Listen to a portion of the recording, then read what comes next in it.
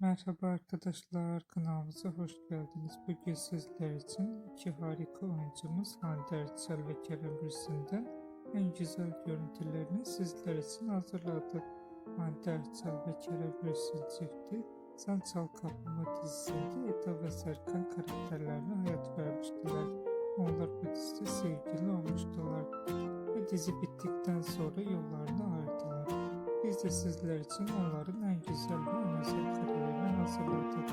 Bu videoların devamı gelmesini istiyorsanız da kanalımıza abone olup yorum yazmayı unutmayın.